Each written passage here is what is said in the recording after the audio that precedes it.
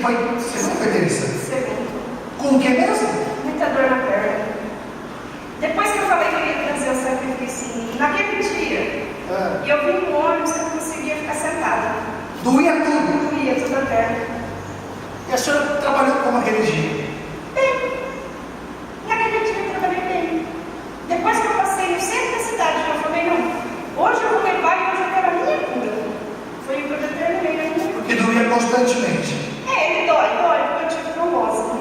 Trombose, olha, diga a camarada, gente. Aí eu caí, machuquei o joelho também. Aí deu a trombose. E naquele dia doeu demais. Mas estava assim desde quando já com esse problema? Há 2 anos. 2 anos? 2 anos. A senhora entrou aqui, não foi mancando? Foi. E a senhora subiu com o sacrifício, aconteceu o que na hora? Na hora. Sumiu. Ela entrou aqui chorando. Olha, vai para Jesus.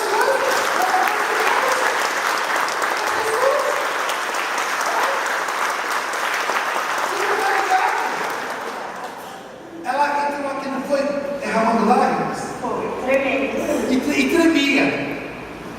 Tremia. Saiu como do altar. Sem nada. Só que ela colocou no altar o quê? O sacrifício. Isso. Foi o que Deus me pediu. Quem está entendendo? Isso é muito bacana.